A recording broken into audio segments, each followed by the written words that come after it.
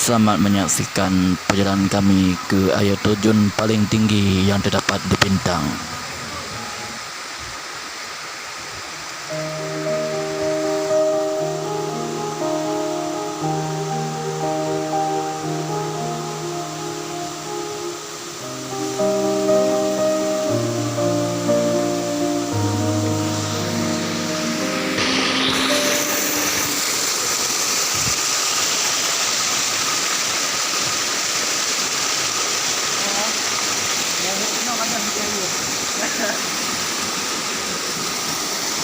Hotel terjun ni.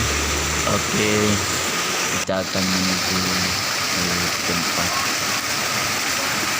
yang paling jauh, yaitu air terjun yang terdapat di Bintang, Kecamatan Aceh Timur. Okey.